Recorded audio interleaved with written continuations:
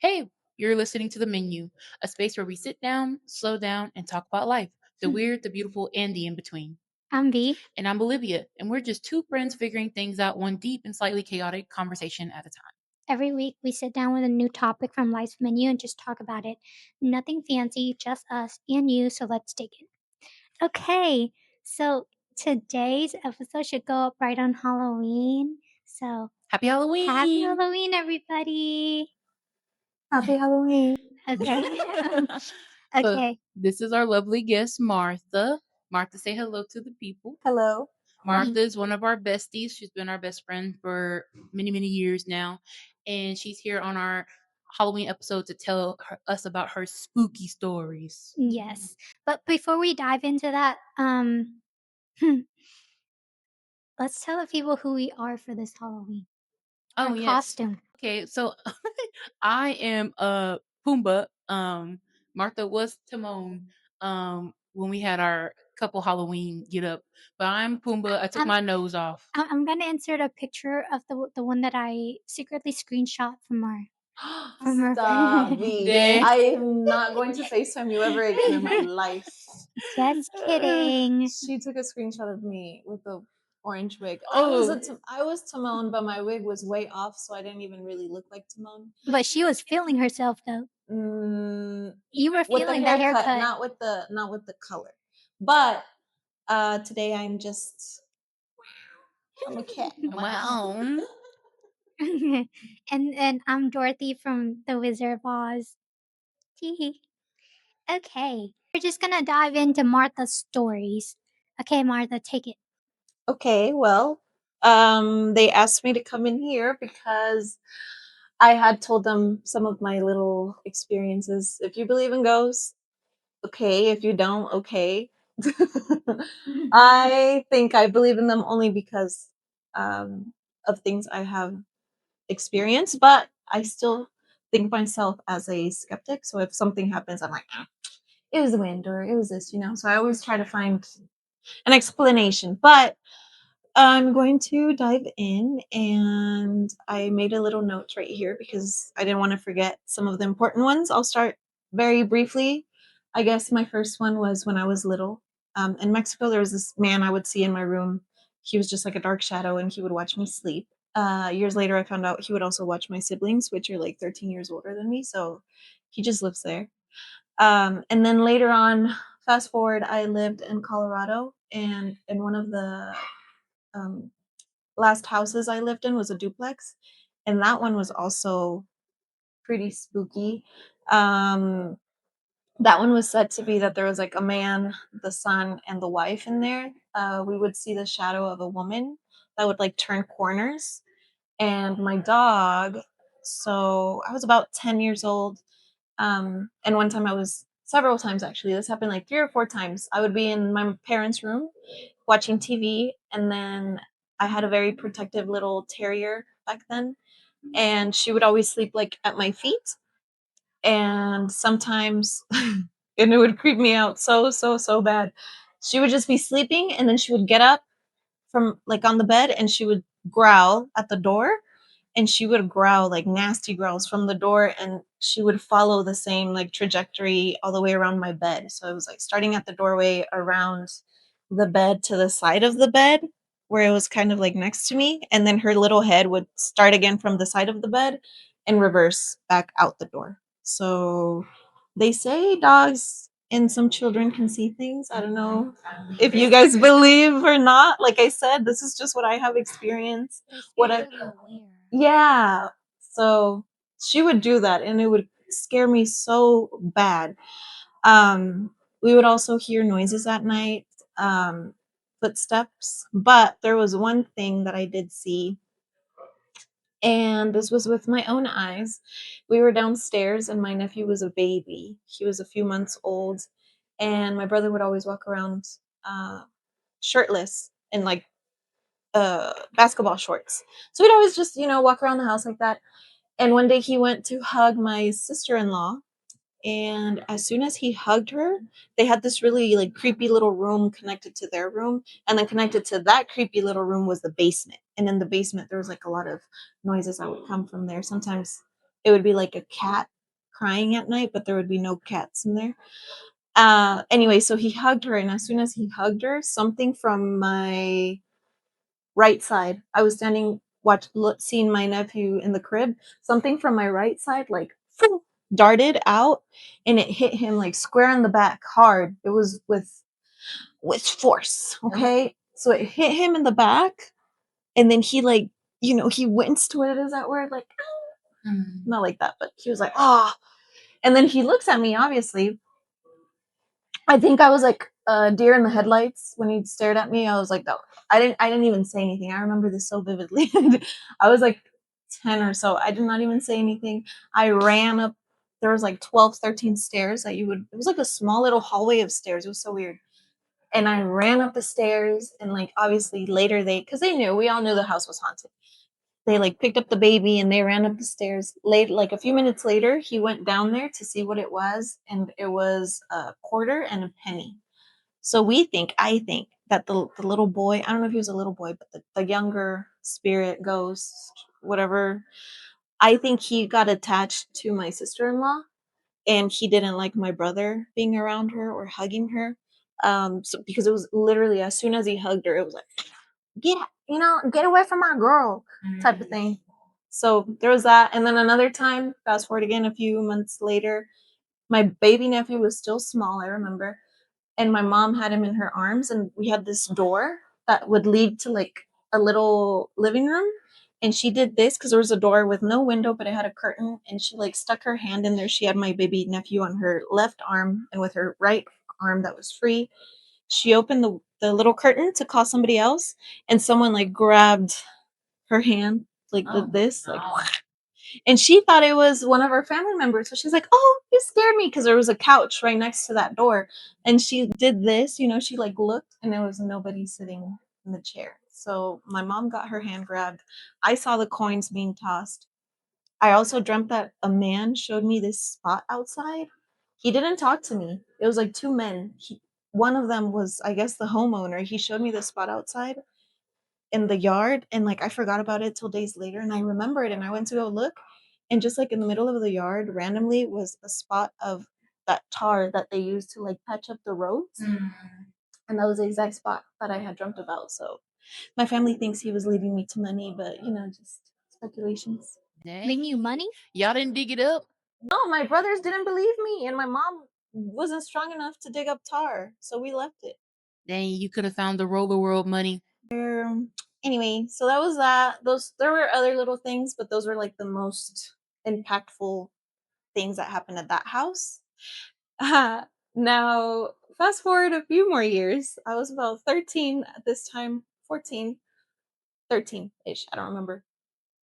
I lived at my sister's house, and I swear her house was not haunted. It was not. But all of a sudden, this little presence or something like started to, it was little things here and there that would start to show up at the house, or we would notice things in the house. And uh so I'm going to start with where we think this thing came from. My One of our family members thinks that my mom and I brought this woman. It's a woman, and they think that my mom and I brought her because they knew that I did not live in the haunted house right before coming to Texas. So it was like the haunted house, and then I lived in another house, and then in another one, and then I moved here, right? And those other two were not haunted. But our family member thinks that we brought them with us to my sister's house, which no, I Spirits can attach. yes, but I don't think she came with us. I think this is my theory, my sister's theory. One time they went to a yard sale, and somebody found a medicine stick. Do y'all know what that is? A medicine stick? Yeah, so I had to Google it because it looked cool and I didn't know what it was. And so it was like this stick. It was like this long, I don't know, 3 feet or so, wrapped in leather. It was wrapped in leather, and at the end of the stick was an animal skull, like real animal skull. It looked like a little coyote or like a little tiny skull.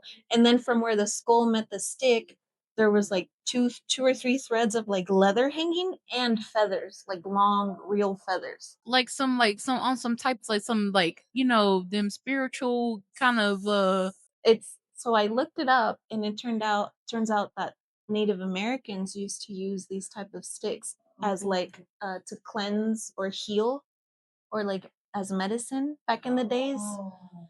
And I think this was a pretty legit one, I believe. And we think that's where this thing came from the from the medicines. stick. Yeah, because if it was a legit one, it was used to like clear people of bad spirits and this and that. And you suck And up they all the saw bad it at a energy. yard sale, and they said, "Oh, that's cool," and they bought it and brought it to the house. Oh no. I think that's my theory. My sister thinks that there's a little disagreements on where it came from, but so yeah. Um, I'll start with like, again, there are many, many, many, many little stories, but we don't have all that time. If not, I would be here like an hour telling you about all of the things. But one of the first ones, so my mom and I used to share a room.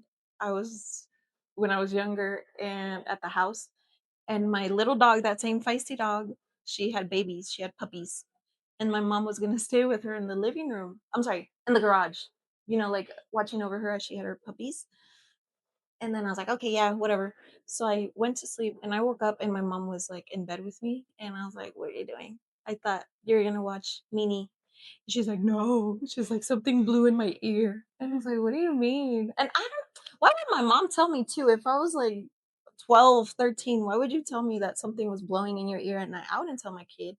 Anywho, anyway, so she said that she would like lay down. Let me do it to V. So say V's like laying down, you're trying to sleep, and something would come up to her ear like this and like blow in her ear hole like this. Listen, just like that. Like they would come up to her ear and blow. And that became such a constant thing that one of my cousins even started sleeping covering her head with her blanket. Cause this thing like would just keep blowing in people's ears. Never blew in my ears. I guess I was not special enough, which is fine. Slept outside. Girl, but yeah, so that was one of the first things that I heard. And then I don't know the chronological order of all of these, of everything that happened. But I do remember one time my cousin was taking pictures, and she had like this little camera that her grandpa got her, so she was just trying it out, like taking pictures. It was getting late at night, and in one of the pictures she took, she like started crying hysterically, like I don't know, she like had a reaction to the photo, and she got all pale, and she couldn't say like what she saw until she calmed down a bit. And she said that when she took a picture, there was a face of a woman that was like super close to the camera. And so we're like, but then she deleted it because she got so scared, and she said it was like a scary looking woman, and she like in the panic of things, she like deleted it, and she obviously like threw the camera and was crying. And my sister was like, what's wrong, what's wrong? And she told her that there was a woman in the camera. She describes her as like pale skin, white, long black hair. Think of The Grudge. I wonder if The Grudge is real. Like, why those characteristics, and why is she up at my sister's house? I don't know. Anyway, so we named her Mona, like La Mona, which to us means like the girl, the woman. From where I'm from, La Mona is like, whatever. So we call her La Mona. And then, so yeah, so there was that. So that's when we kind of like, oh, okay. And now this is for me, it gets fuzzy because I think at this time we moved out from my sister's house. I don't know. It gets fuzzy. So I don't remember if some of the times I was in the house or not, but I was always nearby. There was a point I was her next door neighbor. So, yes, it was her picture. And then the second time that she like really, really made herself show, and this is gonna sound so cliche and fake and made up, but I swear this is how it happened. There was a thunderstorm one night with lightning. And this was in my nephew's room, and they have a big window that like looks outside to the front, to the street, right to the front of the house. And they're little kids. I mean, they were younger than me, so they're probably like 9-ish around that time, 10, I don't know. And then the other one was even younger, maybe like 7. And they would never close the blinds, and then they would never draw like the curtains closed. And my sister would always get onto them like, someone can look at y'all from, when it's bright inside and dark outside, people can look in the houses. And I mean, it's a 1-story house. She would always get onto them. So they were watching TV, chilling late at night. There was a thunderstorm with lightning. So whenever there was lightning, obviously like their room would light up with the lightning. It was like a pretty bad thunderstorm. They were relaxing. I don't know what the heck they were watching. The room was also being illuminated by whatever they were watching. And then to go into the room, they have a closet, and the wall of the closet kind of like blocks you a little bit from the room. So you have to like take 2-3 steps and then you see the room. And there's this wall. They said that all of a sudden they saw someone, um, like peer to the side, like you're kind of like creeping on someone and you just like, you know what I mean? How do I describe this? Like the wall, like you look on the side, so you can only see like one of their eyes because the other eye is being covered by the wall. So kind of like around the corner. And they said that it was this woman looking person, but they said her hair was messy. It was down, but it was messy. And so with each lightning and even the light of the TV, they saw her. And little by little, like she started to show more and more of her face. And not only that, but her head started to like get lower and lower and lower and lower. No. So homegirl was getting ready to get on all fours because she liked to crawl around the house. I guess it was easier for her to spy on people. So just think of you relaxing in your room in the dark, and around the corner is this girl staring at you, and she just like not breaking eye contact. She just starts to like get lower and lower until she's on all fours. And then she slowly made her way to them, like in between both of their beds. It's not funny. If I had been there, I would have probably passed out. And yeah, so like with each lightning and the light of the TV, they saw her, right? Like they saw all this movement until finally she like crawled in between their beds, and that's when they said, "Oh hell no!" So they like think the oldest one got up and the little one followed, and they obviously started crying. They were hysterical. They couldn't talk. I don't think I was at the house at this time, but my sister said that they were both very pale, like even their lips were pale, and they couldn't get it out. They couldn't like say what they saw because they were just so shocked. And she thought someone had broken into their room. So she went in the room. I don't know, she probably got a weapon of some kind, knife, spoon, whatever. And she checked under their bed, she checked in the closet, she checked the window because literally anybody could just come in from the outside if they open the window or something. Nobody was in there until finally they said La Mona, that it was La Mona, La Mona. And so she got mad. So my sister goes into the room and she cussed her out in English, and then she cussed her out in Spanish in case. She said, "You FMB, don't be coming in here scaring my kids. If you want to scare somebody, scare me. Come mess with me, but don't mess with my children. I don't know where you came from, but you need to leave this house." She yelled at her. Like she cussed her out in both languages. She cussed out this ghost girl. And then, so I don't even know if the kids went to sleep in their rooms, I don't know what happened after. Call the priest. Get him up in here. They did at some point, but she would only leave for a bit and then she'd come back, like on vacation. I always thought of her on vacation. Anywho, so that happened, right? She cussed her out both languages. She said, I was like, why in both? She's like, just in case she doesn't speak English or in case she doesn't speak Spanish. I was like, okay. So that's that. A few days or weeks later, my sister was doing laundry. And this was like time frame. This was back in the day when Blackberries were the latest phones. Okay? Blackberries, so they had buttons, right? They still had buttons on the phone. She had a Blackberry. And she was doing laundry. It was around 10 p.m. She said the kids were already in bed. So both of the kids' rooms were like literally right next to each other. And then her bedroom was like, you had to walk, turn like at the end of this little hallway, and her bedroom was to the left. And then right across from her bedroom door is the garage door. So think of it like a hallway. If you're staring straight at it, it's just the wall. To the left is her room, to the right is the garage, right? But along that wall that takes you to her room, she has the washer and dryer, which has little doors like sliding doors. She was doing laundry. She had her hands full. She had a white laundry basket. I do remember it was white, plastic laundry baskets. She had her hands full, so she had her phone like in her hand underneath the laundry basket, and she turns off the light switch of the kitchen, and that was the last light left.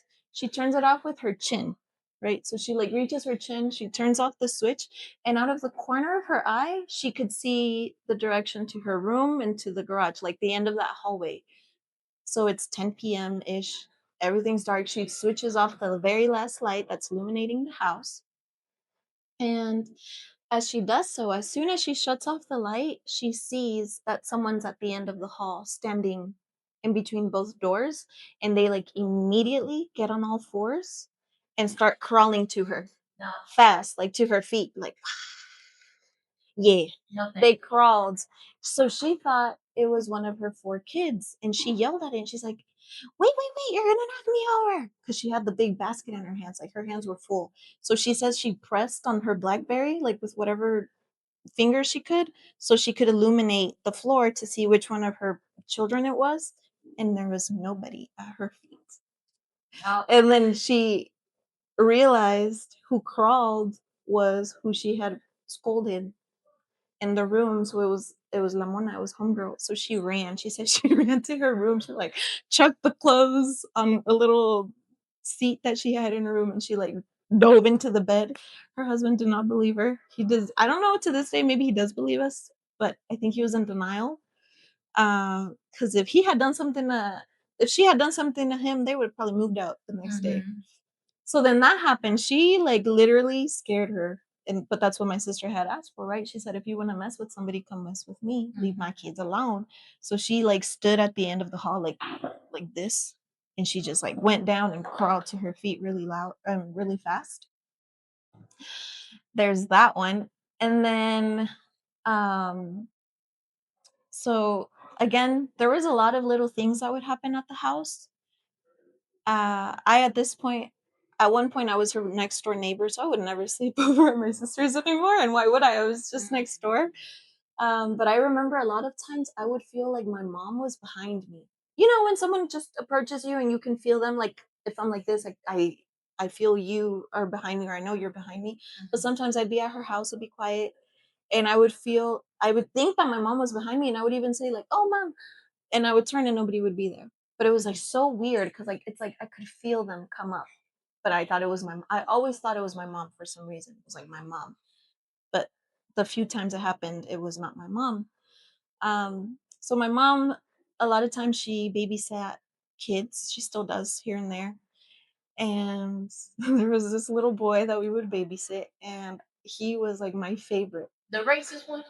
Which one? The one that would cry when he see black people. There's several, baby girl. Well, the first one with the big eyes. He had like the biggest eyes. He was so like cute. Doe eyes. I don't know. He was bad. That little boy was bad. Yeah, I think it's that. Bad. Okay. He didn't like black people. He was bad. He was scared of Olivia, and she called him racist, but he was my baby boy.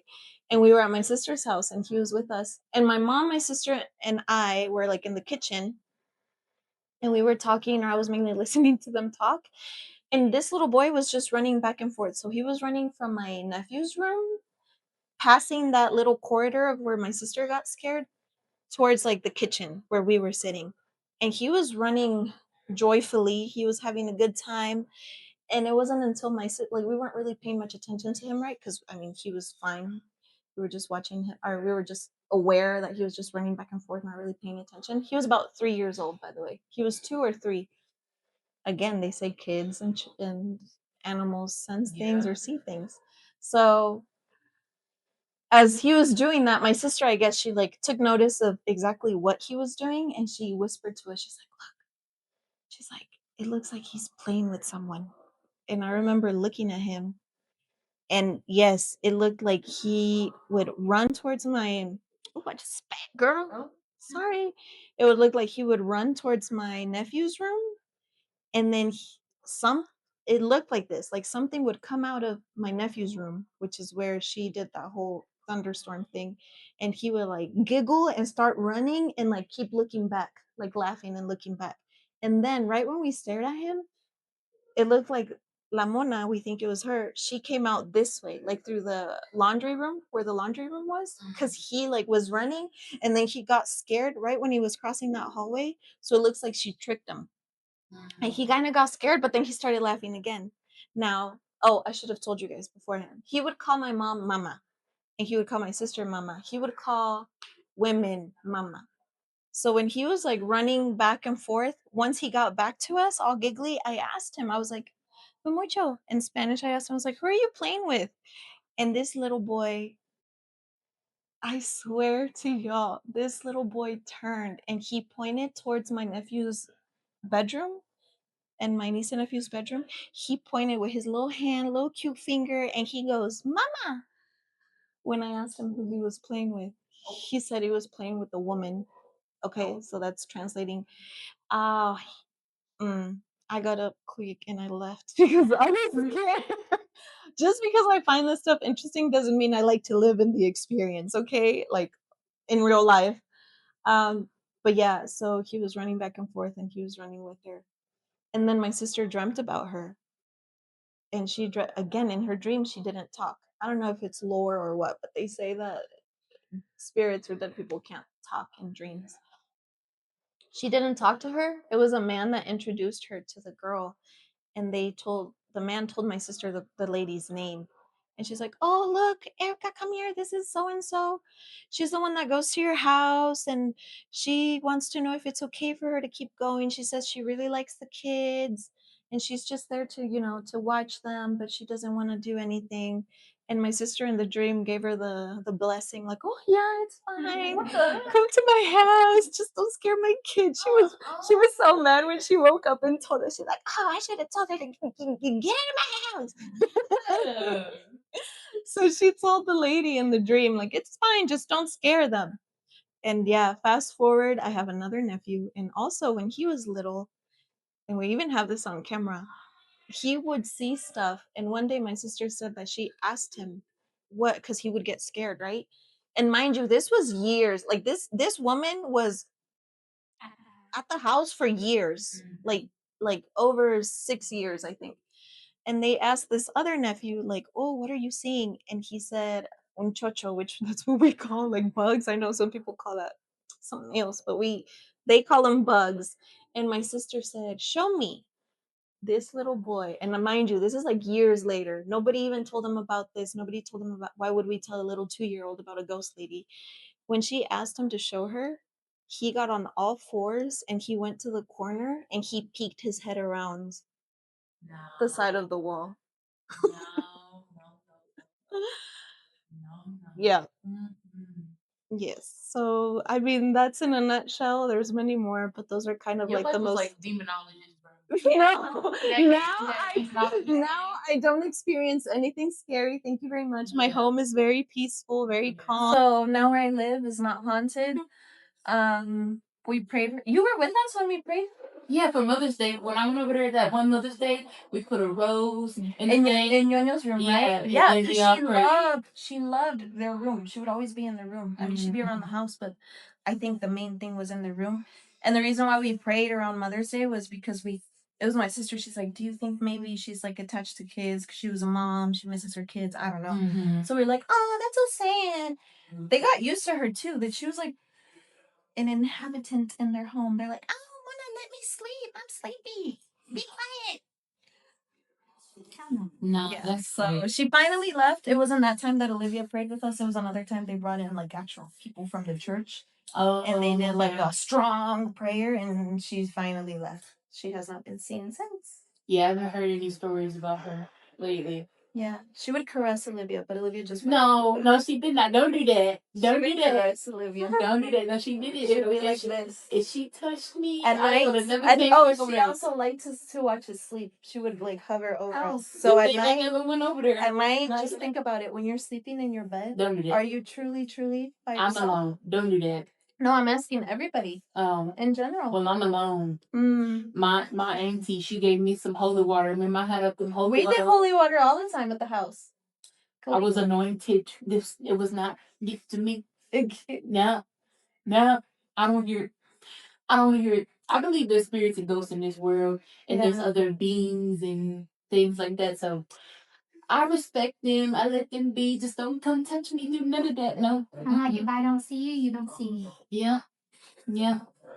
Well, that was it for me. Thank you for listening. I hope they were a little interesting. I hope that you're a little spooked at night. And be careful. If not, someone's going to be under your bed watching you. Martha always be telling her spooky stories at parties and stuff. That's what you guys asked me. Yeah, because it's good. It's a good story. Oh, okay. My fear. Living in fear at times. I'm glad it brings you. You know what they be like? One's fear is another one's joy or pleasure, you know. I'm not saying a pleasure about it, but it's entertaining. Yeah. V, any closing remarks? No. We don't care. So, it could be up in V's room. V's gonna be knocked out. She's not even gonna hear anything. Yeah, for her, it's serial killers. Remember when after she watched that Ted Bundy? She never watched the Ted Bundy one. She did something. She refused to watch it. I only listened. Why were you scared of Ted Bundy all of a sudden? Like you thought he was still alive or something like that? Because I only listened to his audio. Yeah, but that man's been dead. Well, I don't know. The heifer was like, "There's a man outside looking at me. Come over here at like 2 a.m. in the morning." Something. I was like, "Girl, bye." But I yeah, get paranoid. I'm not that scared of ghosts, but when it comes to like, I'm scared of both ghosts and people.